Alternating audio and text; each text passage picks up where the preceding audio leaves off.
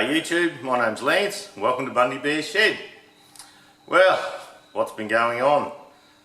Well, firstly the weather report. We had a bit of rain last week, and Saturday morning I tried to film a stew and a bit of rain on the roof and things like that. A couple of inches worth of rain, but look, the temperatures, we're still doing our 27s, and in the mornings, perhaps 13 on a cold one. But look, that's all right. We can handle that.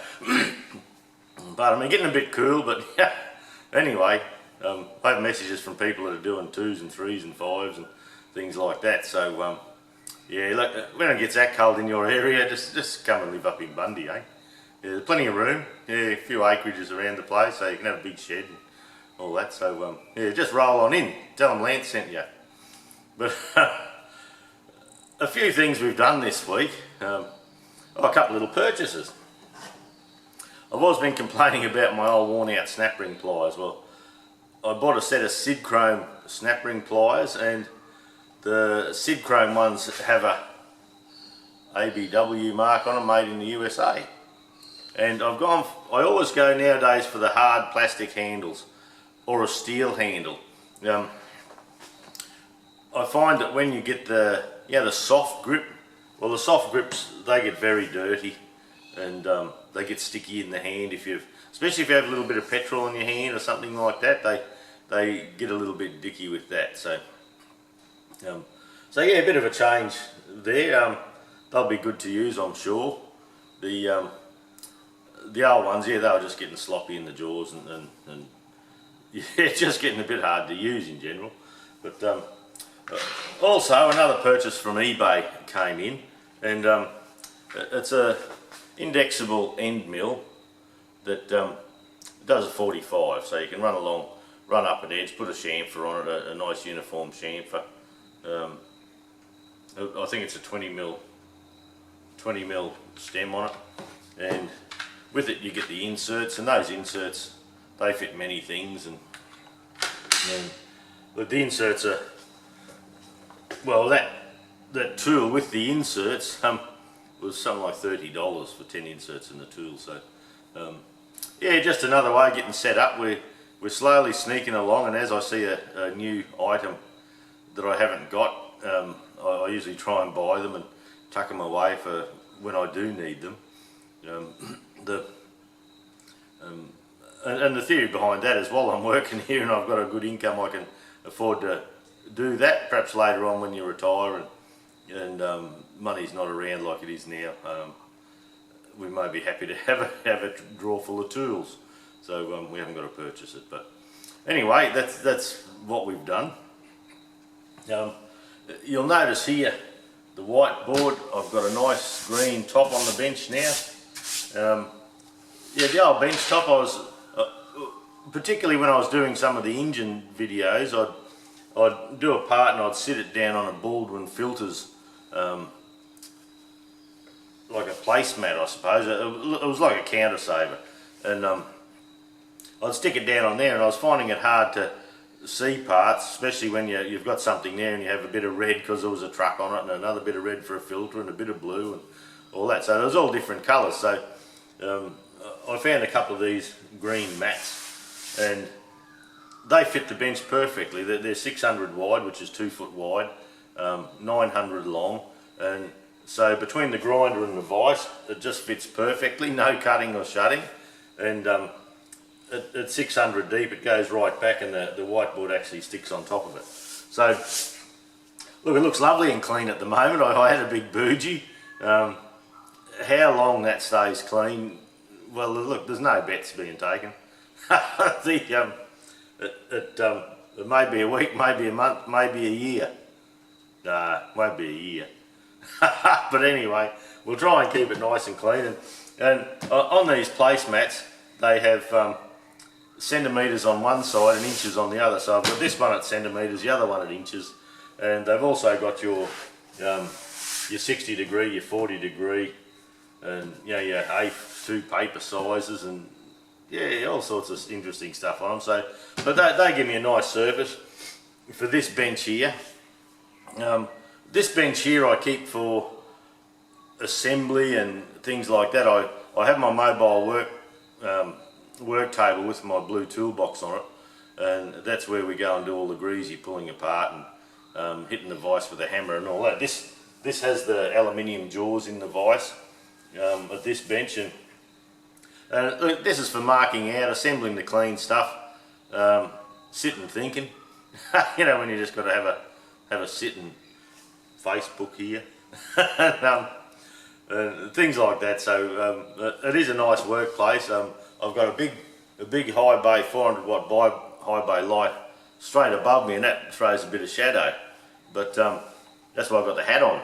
Not because I'm getting thin, but that bloody it does keep the light out of your eyes a bit, but it does put a bit of shadow through here, I see. So anyway, a bit of shadow there doesn't hurt. Hey, probably it's a community service to you people. Yeah. Look, this. Oh boy. I've also been playing around with another little camera, and we made I just made a little stand for the camera out of a piece of folded tin with a bolt welded into it, and that sits into a Noga style magnetic base. And the idea behind this is that we can put this anywhere we need to, and the main thing was to get into some of the lathe work and the milling work a bit better, and I felt there was probably room for improvement there.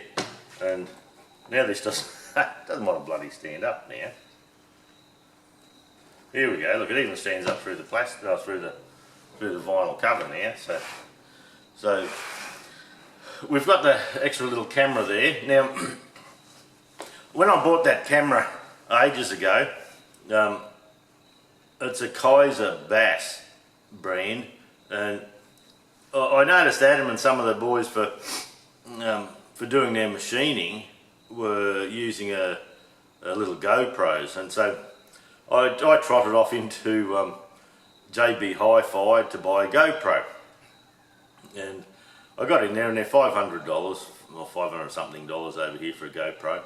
And anyway, I'm milling around having a bit of a look, trying to decide, and anyway the salesman came up and said, here, look, here's one for $120, and it does the HD video and all that sort of thing. So I said, yeah, alright. So a bit of a saving, and had the waterproof case on it and everything, and the charger and the whole lot. So I bought it, and I did a couple of videos with it, and the sound was absolute crap.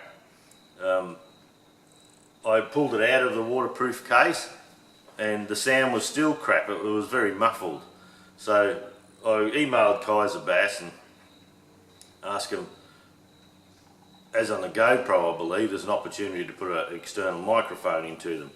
And so I have an external microphone that I use on this camera sometimes, and they said, no, there's nothing you can do. And I said, well, your sound quality's shit. And they said, well, that's it. That's the camera. You know, when you put it on your car or on your push bike or something or other, you pedal like buggery down the hill on your pushy and put some music behind it, I suppose. And so I've parked that one up, and I was a bit disappointed in it. So, and that was before I bought this camera that I'm using now. The camera I use now is a Panasonic Lumix bridge camera, and it's a DSLR, digital SLR type camera with a video capability and a bit of zoom on it, and it seems to have good sound. I did buy a Bose speaker, or microphone, I'm sorry, to put on the top of it. It's a shotgun one to point straight in front of the camera and not get the sound from round behind, like the shed creaking and things like that. But it turns out that the microphone on this Lumix camera is plenty good enough. Like I very rarely use the other one, and it does make a slightly different sound, and when I'm editing it sounds a little bit different to me. But so normally we just use this camera. So, but the reason I'm flapping my gums about all this is I've bought the Power Director 15 program, and I've put quite a few hours into it over the week on working out how to do things, and there is a place there, or well, we've worked out now how to, when we're machining something, putting the machining video on fast forward, and I prefer to watch that. I don't know what you think about that, everyone, but I prefer to watch that, and you see someone start a cut and it might do the first 10 seconds, 20 seconds of the cut, then it just goes zzz, zzz, zzz, and gets rid of the cut, then comes back again. Where at the moment I only have the capability of saying I'll turn you off and come back in a minute. So look, I thought I'd try that, but yesterday I cranked this up. I'm doing a video on a TE20 Fergie water pump that I should have finished today, and I had to make an adapter to sit the boss on to machine the front of the housing. So I did that, but the battery goes flat in this thing quick as anything. So I was talking to another fellow, and he's got little small ones, and the sound's better. I had a crack at it, and the sound is better. And so I got onto the fellow, he bought them off, and he's got them for $23 for these tiny little cameras like that. And so I said, oh well, look, I'll buy one. But I was finding with this camera here, it takes 5 hours to charge the battery, and it says you get 90 minutes. Well, I don't know whether they're metric minutes or what they are, but must have a different watch to me. And so I said to this fellow, well, 23 bucks, I'll buy a camera off you, and could you sell me some spare batteries? And he says, oh, there's a bit of a problem there. I said, oh, is that? And he said, yeah, the batteries are dearer than the camera. So he said, would you like a couple more cameras? So I said, yeah, alright. So I've ended up getting 3 little cameras for 60 bucks. And look, it's just an experiment. I'm just going to try and get these little cameras working, and get it on the carriage of the lathe so I can follow the cut back and forth and things like that. I can put it places where my larger camera here won't fit. So we're playing along with that. I'm just trying to refine things in the channel a bit. I see other content, and it's a learning experience for me. Like the channel's a great bit of fun, and I meet nice people, and I have a lot of comments and that over the week sort of thing, and interacting with the viewers is great fun. And I love it when you leave a comment or we get into a bit of a yap about something. And so yeah, I'm just trying to pick the content up a bit, or the quality of the content. We're not going to get serious on the channel up there. It's about having fun and enjoying ourselves. Have you noticed the new start on the video? I put a new start on just this video just to have a try, and that was just me with this new program buggering about, and just seeing what I can do. And I've changed the ending too, and just have a bit of a laugh. And yeah, I changed the music on the original Bundy Bear's Shed banner at the front. Then I put a little bit of a Star Wars themed write-up on the front, and on the end on the other Bundy Bears, the end part, I've actually found I've put a little credits thing there. But anyway, look, it's a bit of fun for us. Tell me what you think. If you think, oh, you dickhead, stop doing that. Let us know.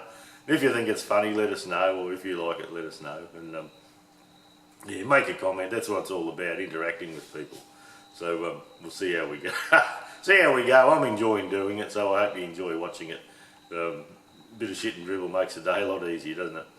And I've also YouTube. I was talking to YouTube about a couple of things, and they said about enabling the ads on the front of the clips, and I've never had it there. I thought, oh well, I wasn't doing that, and you had to have 10,000 views before they would consider running an ad. The little title ads on the front of the YouTube clips, and I'd never bothered. When I started, I thought 10,000 views, crikey, how long am I going to live?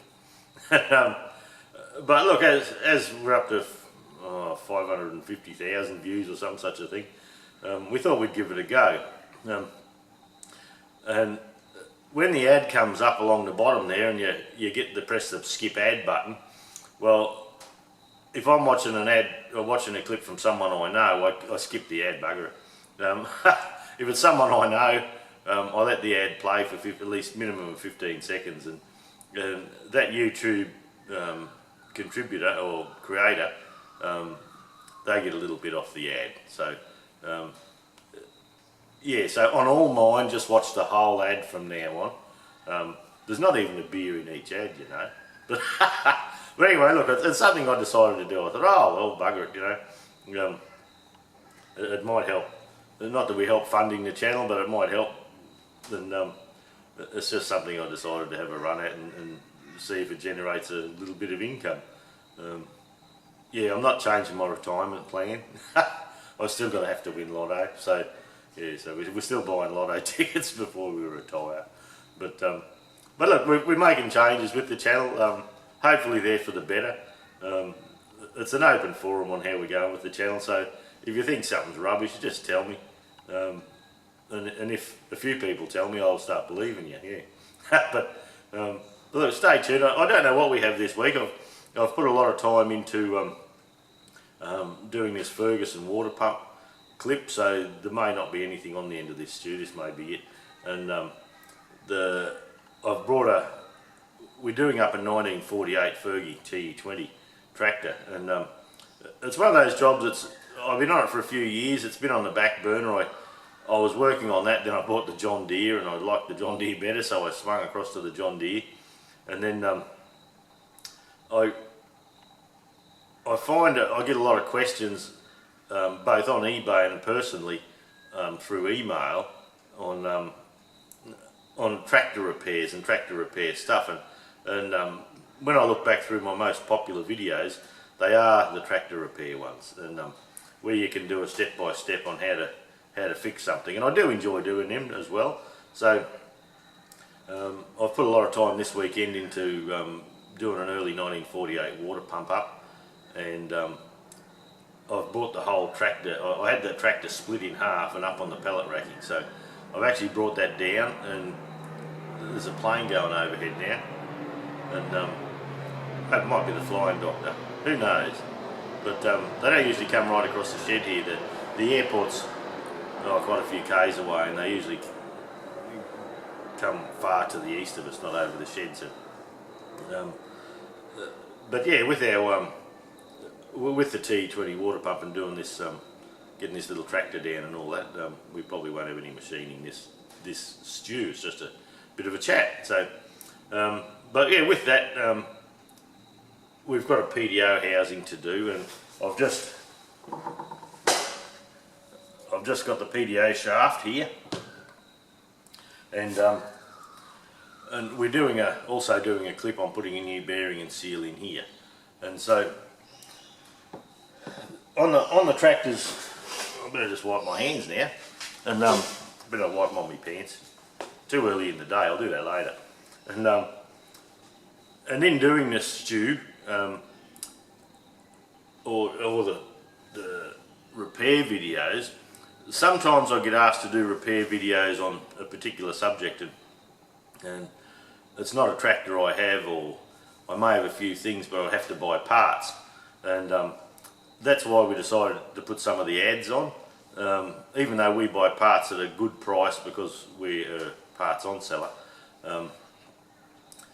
it still costs money to do them. So we thought, well, yeah, with the ads on the front of the clips and buying some parts to do the repair ones, well, that'll help fund a few bits and pieces. So if we do a part, then we just sit it on the shed here or wait till someone wants one and give it to them.